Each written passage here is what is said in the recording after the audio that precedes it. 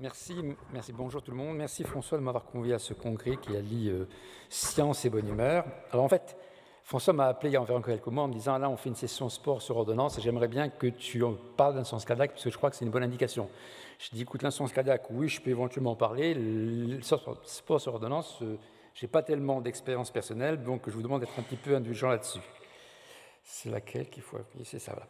Donc vous avez ici mes conflits d'intérêts. Alors la justification, effectivement, c'est que l'activité physique et la réadaptation font partie des recommandations sur la prise en charge de l'insuffisance cardiaque de type 1A. Moi, quand j'ai commencé, c'était il y a 25 ans, ça n'existait pas. Et effectivement, maintenant, c'est une indication qui est remarquable. Pour la réadaptation, ça permet de réduire les réhospitalisations, d'améliorer les symptômes et la qualité de vie. Et je crois qu'on peut dire qu'il n'y a rien qui marche aussi bien que ça sur ces trois paramètres. Comme tu disais, François, tout à l'heure, le nouveau médicament, il y a encore un papier qui est sorti, un nouveau médicament, l'omecaptine mécarbyle, qui améliore le pronostic de l'insuffisance cardiaque.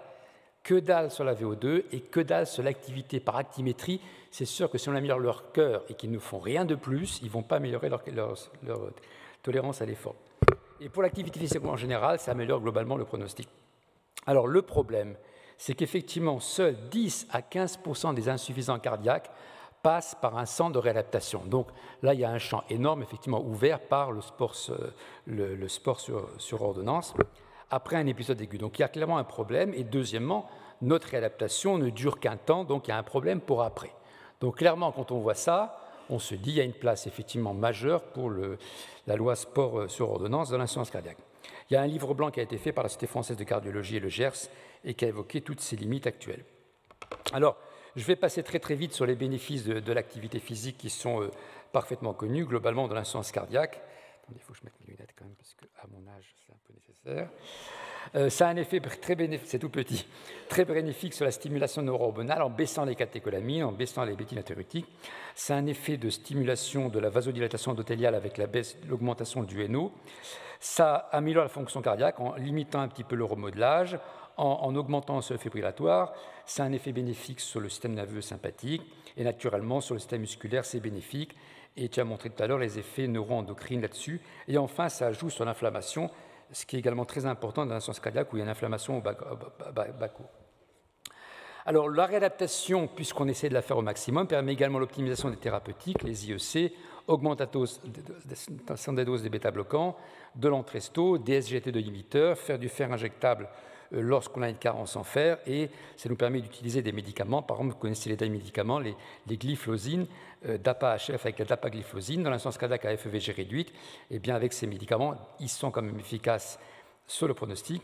On a une réduction de 26% de ce critère de morbimortalité, et quand on sépare, on a une réduction à la fois de l'insuffisance cardiaque et de la mortalité. Donc ces médicaments peuvent être également intéressants, notamment les SGLT2 inhibiteurs, et un petit scoop si vous ne l'avez pas. Depuis hier matin, on sait que la dapagliflozine améliore le morbimortalité des insuffisants cardiaques à FEVG préservés.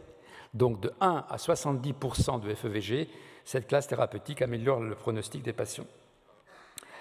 Alors, quand on a fait la réadaptation, ou à la place de la réadaptation, qu'est-ce qu'on a comme possibilité pour l'insuffisance cardiaque?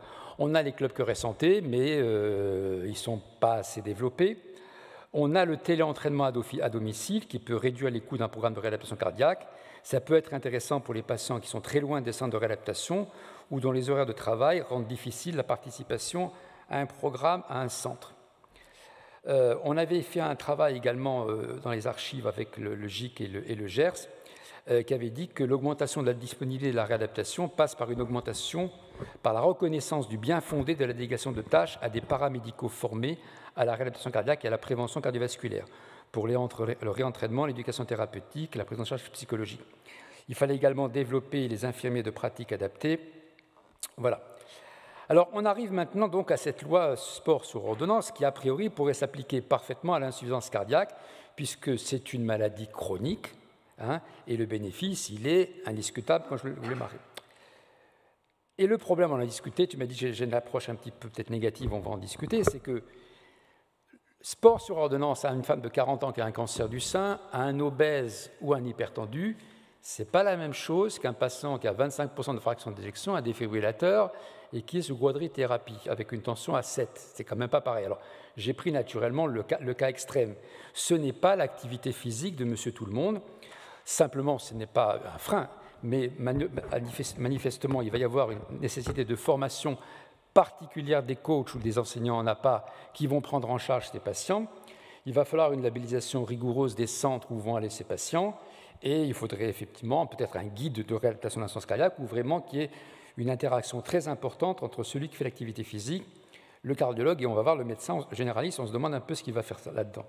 Alors effectivement, la HAS a publié des recommandations, donc je vais aller assez vite là-dessus, sur l'importance de la consultation médicale pour prescrire un petit peu cette activité physique, l'importance également de l'épreuve d'effort, éventuellement avec mesure des gaz respiratoires chez ces patients, et l'optimisation des thérapeutiques.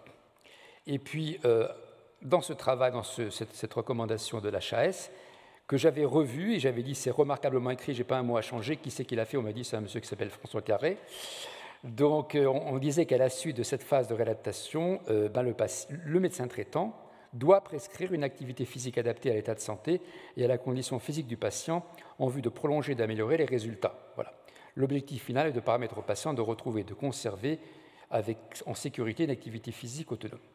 Donc voilà, l'activité physique doit être régulière, et puis on citait bien les séances 2 à 3 fois par semaine. Bon, je vais gagner du temps là-dessus pour voir les questions un petit peu pratiques. Donc, quels sont les patients qui seraient éligibles? Tous les insuffisants cardiaques par définition, puisqu'ils sont tous en ALD. Alors, la question, c'est qui fait, j'ai bien vu les différents niveaux selon la limitation de l'activité physique. Où est-ce qu'on met l'insuffisant cardiaque? Dans la limitation modérée, importante, etc. Il faut donc des professionnels paramédicaux, effectivement des kinés pour les malades les plus sévères, des ergothérapeutes, des psychomotriciens. Il faut des éducateurs en activité physique adaptée en santé et des personnes certifiées par une fédération sportive. Qui prescrit? Alors là, j'ai un petit problème. C'est vrai, d'après ce que je lis pour l'instant, c'est surtout le médecin traitant. Je suis un peu inquiet parce qu'il faut quand même, à mon sens, qu'il se réfère quand même au cardiologue et qu'il y ait une bonne collaboration avec les deux. Parce que si le médecin généraliste va directement prescrire une activité physique adaptée sans que le patient ait eu un avis par le cardiologue, ça peut être problématique. Effectivement, si le cardiologue ne l'a pas vu depuis un an, il peut s'être passé des choses. Et je crois que je crois que tu as dit récemment que ça peut être le cardiologue ou le médecin, ça c'est en train de changer heureusement, parce qu'effectivement, je crois que dans cette pathologie, c'est important.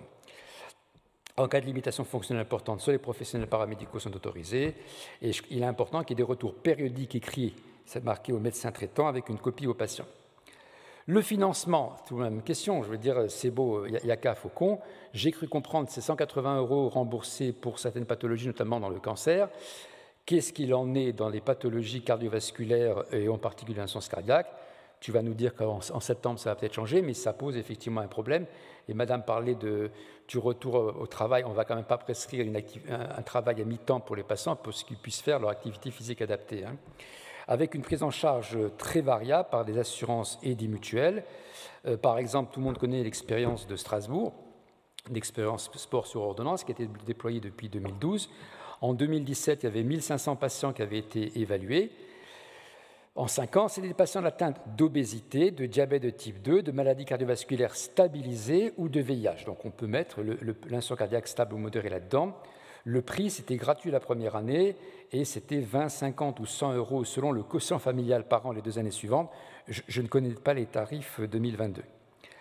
On parle beaucoup dans la littérature de sport et santé depuis quelque temps, dans Le Monde, par exemple, il y avait cet article-là, et je crois que c'était l'équipe d'Antibes avec Leonetti qui disait que c'était il y a 3-4 ans, ils avaient développé le sport sur ordonnance, une dizaine de patients de cardiologie, d'oncologie, de pneumologie sont inclus, et puis il disait à droite, or il n'est pas toujours simple de mobiliser les praticiens libéraux déjà surchargés.